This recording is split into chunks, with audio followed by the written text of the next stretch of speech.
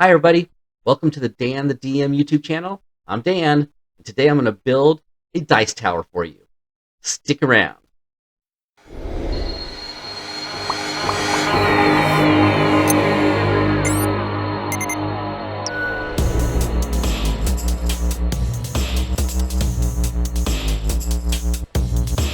So here you get to see me actually using my laser to start creating the design.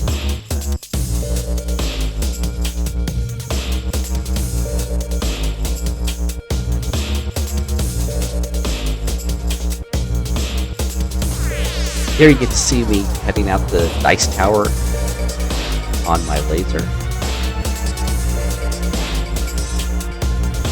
Some of you who've seen this already may notice that this is where I actually have a little incident with my laser, right about here. So what I learned is don't try to cut really small pieces with your laser. And also, make sure you don't leave your laser ever. I mean, ever, as you'll soon see here.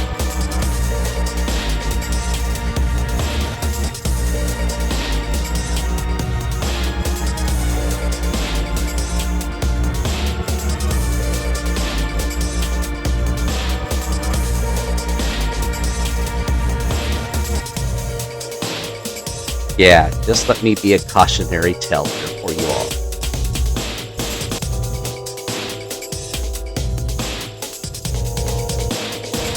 But that said, I did end up actually cutting out all the pieces I needed for the dice tower.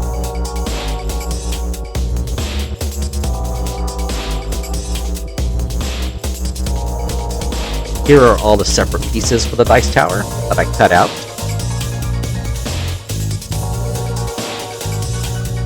One of the things that I learned is that you always want the inside to be black.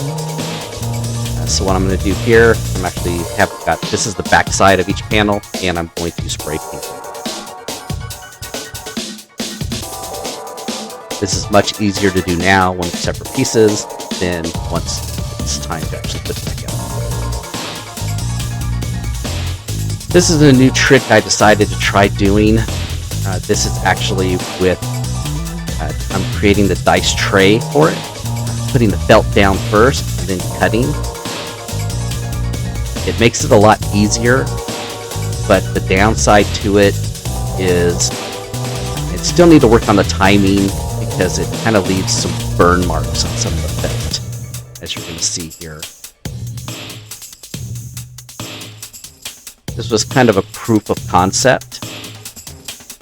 As you can see, some of the felt is melting, but at the end of the day, it actually worked really well.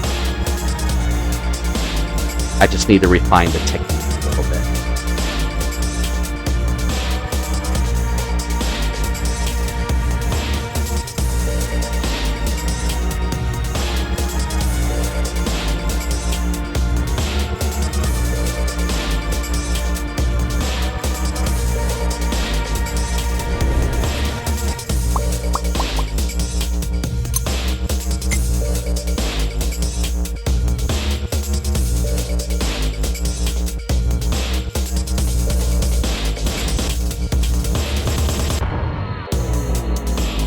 So it looks kind of messy, but all those little pieces,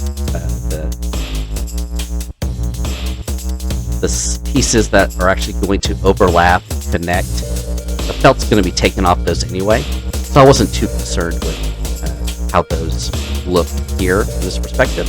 As you'll see here in a minute, I'm actually going to be taking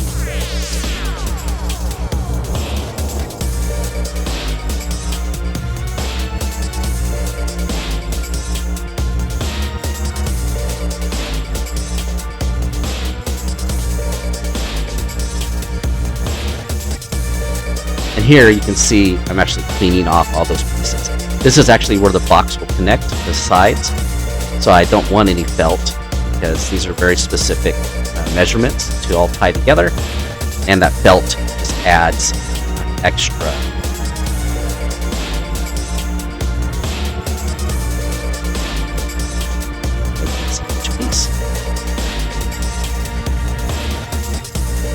So yeah, to get the initials, I needed those little pieces. They're a little bit difficult to get lined up, but the end product looks pretty cool.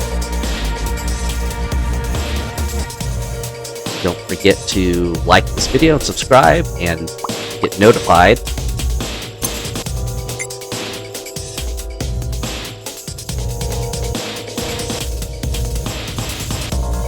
So here I am putting together the actual dice tray.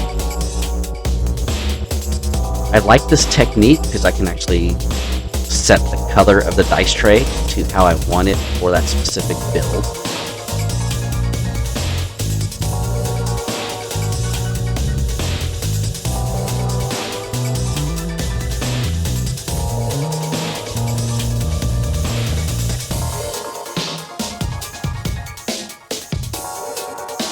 So they actually go together pretty well. What you'll see here next, though, is once I actually put them together, the little workbenches I have these vices built into them, which work great. When I actually bought these tables, this was specifically why I bought them, was because of those vices. Really helps them keep together.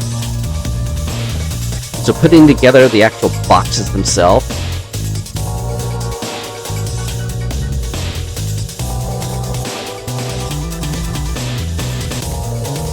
here first I'm actually putting on this backing where I'm using the felt as a background for these.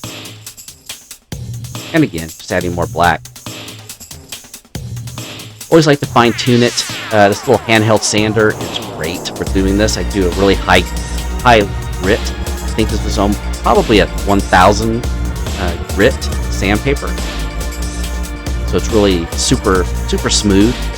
So I'm trying not to take off too much of the wood itself. A lot of it is just taking off some of the different blemishes. Here I'm adding the actual ramps that are going to be in to add to the randomness of the dice roll. Some of this is just fine tuning. Still working on these plans, just trying to get all the actual sizes of the different slots a little bit more precise.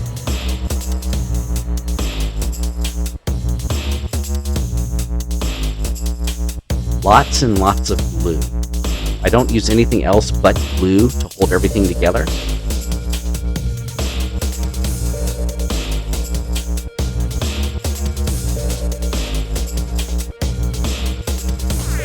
A lot of adjustments, a lot of fine tuning, just to get everything to line up just right.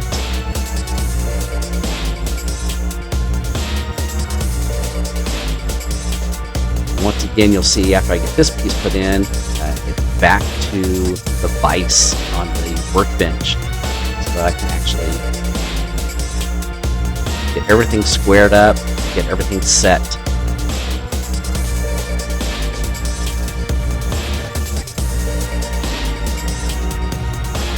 And not only do I use the vices, but I also use those hand vices, just to try to keep everything together while the glue sets. Back to the dice tray. Here I'm actually going to use a little mini sander I have. Going to basically be using this to smooth out all the edges. They're not perfectly flush, so if I actually run in them through here, I'm just going through. I do round off the edges a little bit. That's just purely from a preference.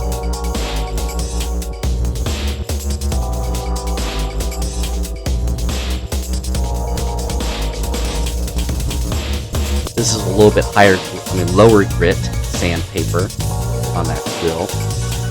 Just taking it all out. Here I'm going to use the higher grit on the hand sander just to smooth it out and give it a nice smoother finish.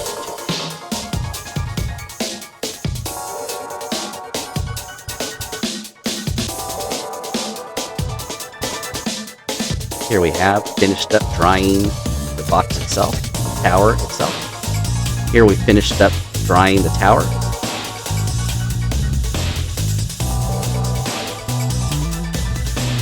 specifically designed notches in so that I can kind of drop that into the dice tower itself. I'm going to go around and clean up all the edges, all in preparation for the finishing of it.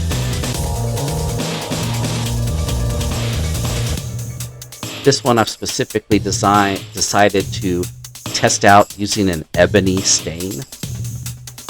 Wanted to try this darker stain just to see how it would turn out. Going for blue. Here, going around, putting on a pretty liberal amount, then going back out, trying it, wiping it off with the dry part of the rack.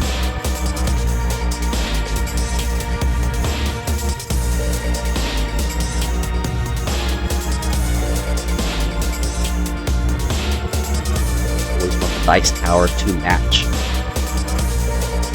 I always want the dice tower to actually match I always want the dice tray to match the dice tower.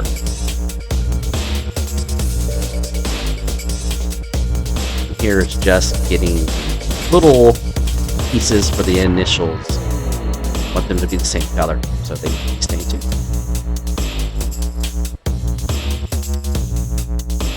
And that's basically it.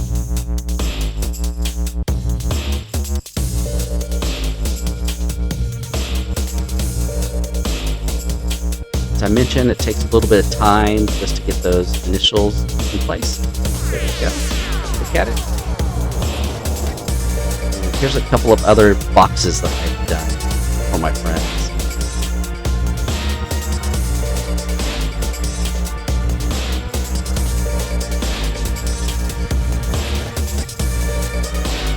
I hope you enjoyed this video, and if you did, if you'll leave a comment, hit that like button, share the video, and if you haven't already, please subscribe to the channel.